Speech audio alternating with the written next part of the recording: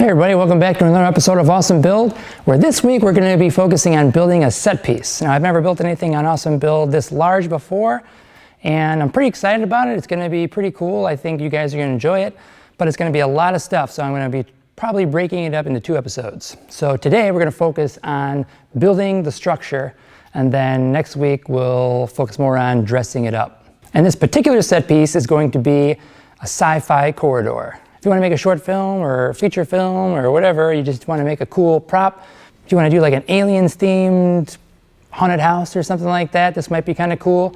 But it's going to be kind of like your basic octagonal space corridor. It's going to be pretty generic, but I'm going to show you how to make it so that it's customizable, so that you can reuse it for different purposes and different projects, or even the same project, but when you dress it up, it'll look like different corridors, so you can just build the structure once and then keep dressing the inside over and over to make it look like different things. Let's go to the drawing board. Let's map out kind of how I've got it in my head, how I think I can build it, get our basic measurements, and start cutting our lumber and building.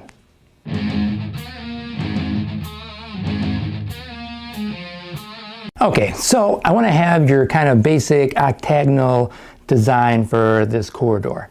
So in order to do so, I'm going to build the framework and basically the bones of the skeleton of it, and then we can fill in the inside with whatever we want. And it's going to be cheap objects that we can find around the house, or that we can get really cheap at the dollar store, the hardware store, and most of it's going to be comprised of junk on the inside. But the bones of it are going to be constructed out of wood so that it's somewhat sturdy, but still lightweight, easy to move around, easy to break down, and easy to transport.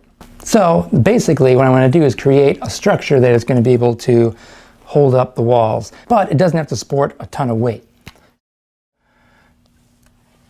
I think a good height is going to be about 6.5 feet. So I'm going to use 2x3s, and I'm going to take the 2x3s and I'm going to cut them to a 6.5 foot length. Then I'll take a 2x3 and I'm going to cut it into 2-foot pieces.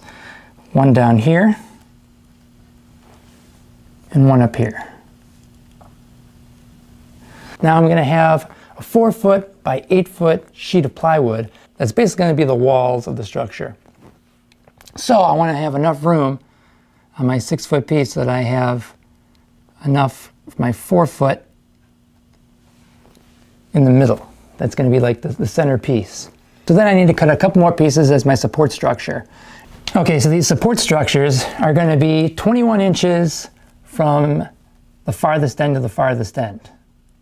So 21 inches, and then from the inside will be 16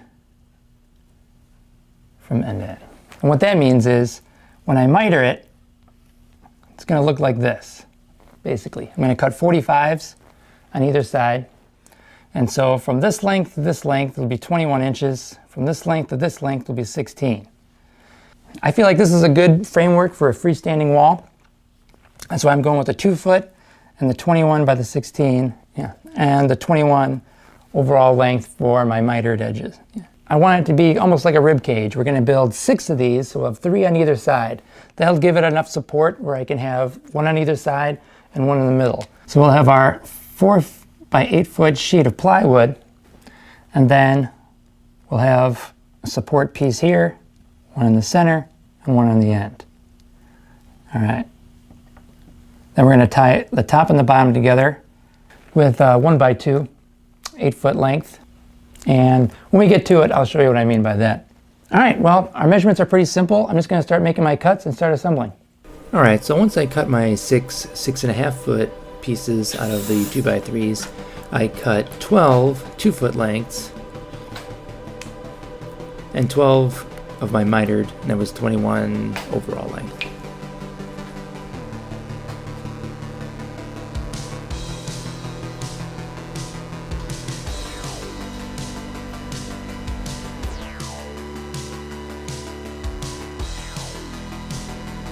Now to put the pieces together, originally I was going to use some of these metal brackets, but they're kind of expensive, and after the first few I kind of realized I didn't need to use them, so I just pulled out some metal strap because it's much cheaper. I have rolls of it, so I just cut a couple pieces of that off and use that to tie it together, basically.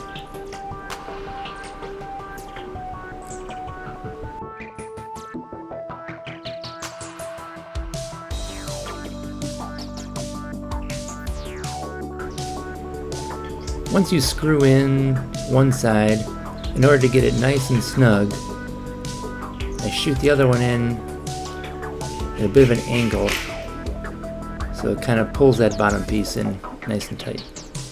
And flip it over, do the same thing the other side.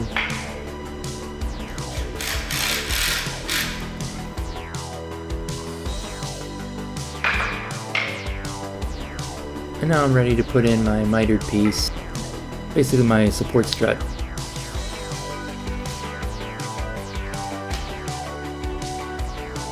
I pre-drilled some holes so I didn't split my wood.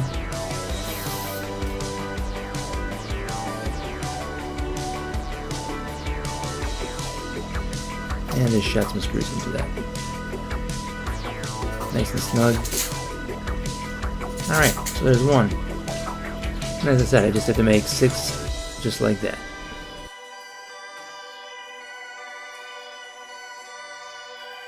Once I have all 6 of them, I propped them up like that, and this is where I'm going to use that 8-foot 1x3 I was talking about.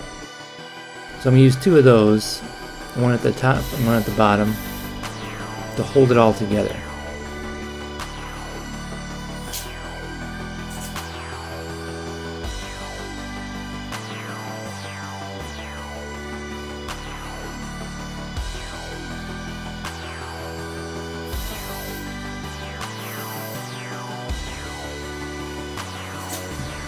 Just make sure that they're evenly spaced. You have one on either end and then one at the 4-foot mark right in the center. So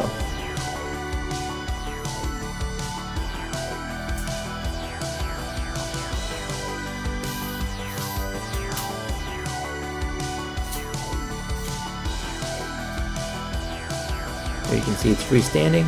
So then I flipped it over, got my 4x8 sheet of plywood, drop that on there, and you can use whatever thickness you want. This is an 1/8 inch sheet. It's very thin, very lightweight, and I just screw it right to my 2x3s.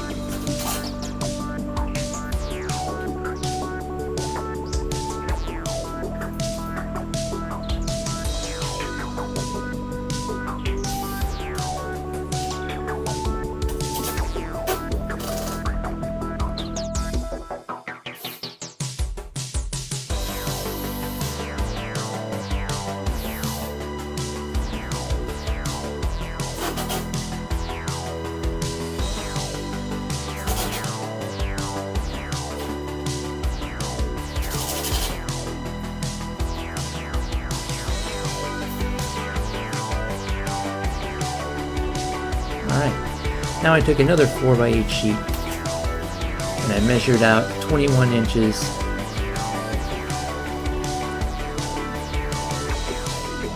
and cut them down. And you get 4 out of a sheet, and those are basically going to serve as the top and bottom of our corridor wall. Just cleaning up the edges with a little bit of sandpaper. The bottom ones I just tacked into place.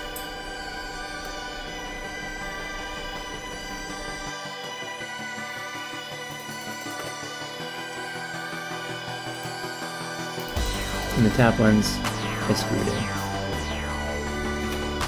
Then I just laid another 4x8 sheet on the top as my temporary ceiling, just to kind of give you guys an idea of the effect.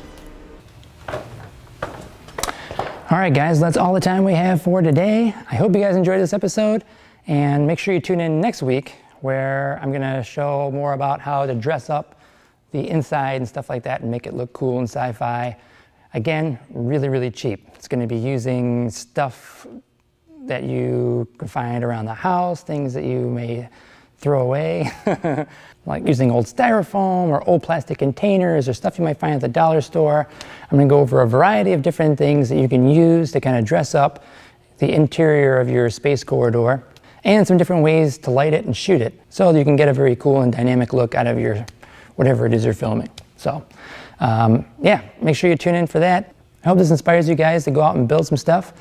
And once again, thanks so much for tuning in, for supporting the show. You guys rock. See you next week.